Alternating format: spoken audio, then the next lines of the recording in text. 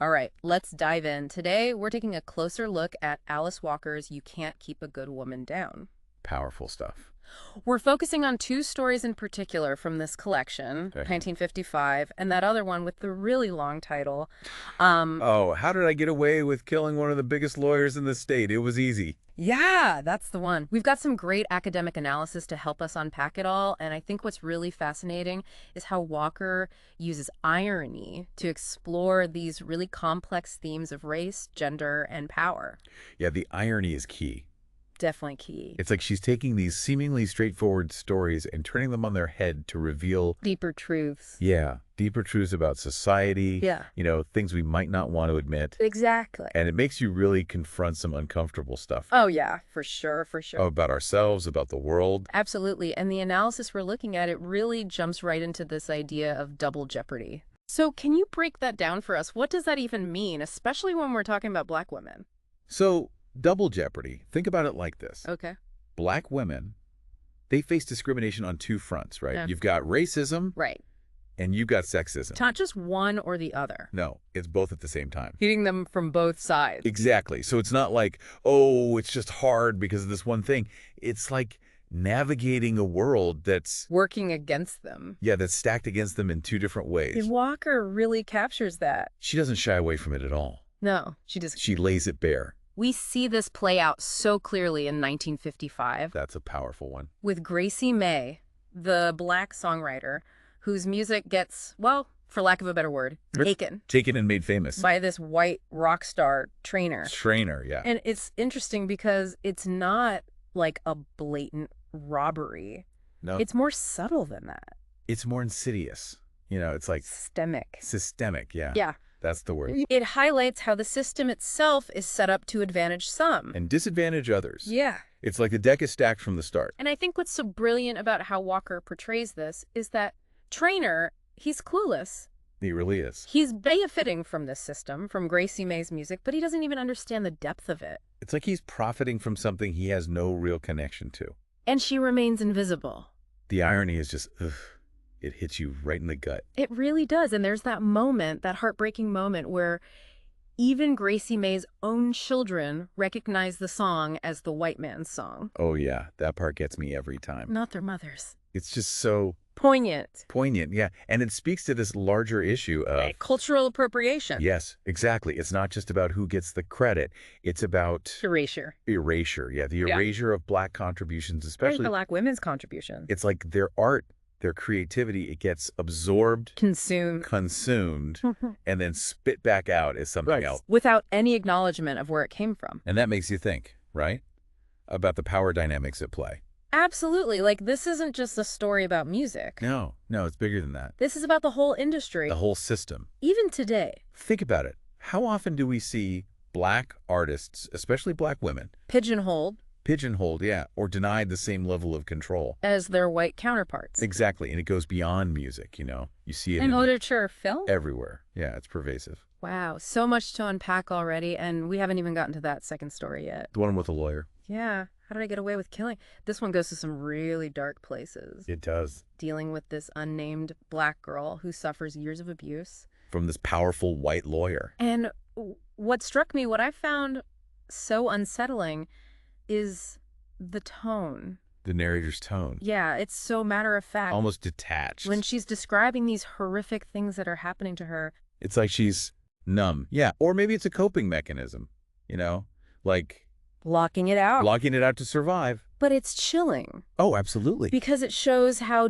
deeply ingrained this abuse has become. Like it's become normal to her. Yeah. And there's this one detail that just sent chills down my spine. Which one? On her 17th birthday, she's forced to sign papers. Oh, no. Committing her own mother to an asylum. Oh, yes. And it's presented as a gift. A gift from her abuser. The manipulation is just astounding. The levels of control, it's mind-blowing. And it speaks to this power imbalance that exists, not just between them. But within society as a whole. He's using the system. The very system that's supposed to protect her. Against her. It's twisted. And then, of course, we have the ending. The ending, yeah. She kills him And gets away with it. just like that. It leaves you reeling, doesn't it? It does. It really does. And I keep asking myself, is this empowerment? Or is it a critique of the justice system? Or maybe both. Yeah, I think it's both. It's this moment Darker of reckoning. Reckoning, yeah. But it's also tragic. Because it shows how broken the system is. That she felt like this was her only option. Exactly. It's like Walker's asking us, what happens when the institutions that are supposed to protect you fail you? That's a powerful question. And it's one we're still grappling with today. Definitely. So we've got these two stories, both dealing with incredibly difficult themes. Abuse, exploitation, racism, sexism. But there's also this underlying thread of resilience. Of survival. These women are facing overwhelming obstacles, but they're not giving up. They're fighting back in their own ways. And that's what I'm finding so fascinating, so compelling. It's what makes Walker's writing so powerful. Yeah, it makes you think, it makes you feel, and it definitely leaves you wanting more. Ready to dive even deeper. Oh, yeah, absolutely. Let's keep going. I'm really curious thinking about Alice Walker and her life. Yeah. Did any of her own experiences make it into these stories? Like, you mean like autobiographical stuff? Yeah. Yeah, exactly. I mean, Oh, for sure, you can totally see her life reflected in her work. right. I mean, she's a Black woman Yeah. living in America. She's been through a lot. She's a prominent activist, too. Exactly. So her writing, it's not just coming from her imagination. It's rooted in reality. Yeah, she's drawing on her own experiences, the things she's seen and heard, And giving voice to those experiences especially the experiences of Black women. who might not otherwise have a platform. Exactly. And think about the time period, too, when she was writing these stories. Late 70s, early 80s. Right, like these conversations about race and gender. They weren't really happening in the mainstream then. No, not at all. So her work was even more Radical. radical. Yeah, she was pushing boundaries. And making people uncomfortable. Because she was talking about things that... People didn't want to talk about. Exactly. Especially the intersection of race and gender. Right. And how those forces can really impact, Shit. shape people's lives. Especially Black women's lives. And what's amazing is that even though these stories deal with really heavy stuff, Abuse, exploitation, trauma, Walker manages to convey this sense of hope. resilience. It's not just about the suffering. No. It's about survival. It's about how, even in the face of these terrible things, You can still find a way to rise to above, come out on the other side. stronger, Yeah. more determined. And that's what I find so inspiring about these stories. Me too. It's like even in the darkest moments, these women They find a way. took clawbacks and control over their own lives. They reclaim their agency. Exactly. They refuse to be defined by their circumstances. Like Gracie Mae. Yeah. Even though her music is exploited. She still finds a way to connect with her audience. To leave her mark on the world. And the unnamed girl in the second story, Yeah, her actions are extreme, definitely. but she ultimately breaks free from the cycle of abuse. That's been defining her life. And that brings us back to the title of the collection. You can't keep a good woman down. Right. It's like this defiant statement An affirmation. speaking to the strength and resilience of... Black women. And it makes me think about how these stories, Yeah. they connect to contemporary issues. Like what? Well, the hashtag #MeToo movement, for example. Oh, interesting. The way Walker tackles these themes of sexual abuse and power dynamics. Yeah, it's so relevant. Even decades later. Because those issues are still so prevalent. Exactly. We haven't solved them. No, not at all. And I think that's what makes Walker's work so timeless. It speaks to these universal truths about power Like oppression. and the ways in which systems can be used to Silence people. especially those who already have less power. Exactly. And what I appreciate about Walker's approach is that she doesn't offer easy answers. No, not at all. She doesn't try to tell you what to think. She makes you think. Yeah, she pushes you to examine your own beliefs Your own biases. and to consider perspectives that might be different from your own. Because that's how we grow. That's how we learn. And that's how we start to break down these systems of oppression. Exactly. So we've covered a lot of ground here. We have We've talked about double jeopardy, cultural appropriation, abuse, survival, resilience. and the power of Walker's own experiences. It's been quite a journey. It has. So as we wrap up this part of our deep dive, Okay.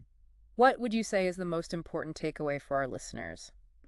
For me, it's that it's not just about showing what's wrong. Right. It's about celebrating these women, Zoe. their strength. Yeah, their complexity. It's acknowledging all the ways they find to be resilient. because it can look so different, Yeah, for sure. Sometimes resilience is about speaking out. Sometimes it's about finding a way to survive within a system that's... Working against you. Yeah, and It's sometimes... about breaking free altogether. And I think what these stories really do Yeah. is they challenge us To think differently. to step outside our own comfort zones. And really consider perspectives that might be different from our own. Especially perspectives that haven't always been given space, yeah, a platform. Because if we only listen to the same voices... We're never going to get the full picture. Exactly, and we're going to miss out on so much richness. So much wisdom. So much truth. Okay, so as we wrap up this deep dive into You Can't Keep a Good Woman Down, I'm left with this one question. What's that? What does it even mean to be a good woman? Ooh, that's a good one. Especially in a society that's constantly trying to Define women. define women, put them in boxes. Especially black women. Exactly, and maybe that's the point. Maybe there's no one answer. Maybe it's about... Defining it for yourself. Yeah, and finding your own way to be Good. good. Yeah, whatever that means for you. And I think that's the beauty of Walker's work. Yeah. She doesn't give you all the answers. She makes you ask the question. She pushes you to think for yourself. To challenge your assumptions. To look beyond the surface. And to see the strength, the resilience, the humanity. in all its messy glory. Exactly. So, to our listeners out there, Yeah. we encourage you to sit with these stories. Let them challenge you. Let them spark those conversations. The difficult ones. The necessary ones. And remember, What's that? Alice Walker said, the most common way people give up their power is by thinking they don't have any. Powerful words. Powerful indeed. And that's what I love about these deep dives. Me too. It's not just about consuming information. It's about empowering ourselves. To think critically. To engage with the world around us. To make a difference. And to remember that even in the face of adversity, you can't keep a good woman down. Or a good mind from exploring the depths of human experience. That's a great place to leave it. I agree. Thanks for joining us on this deep dive. It's been a pleasure. And until next time, keep diving deep and keep those critical thinking gears turning.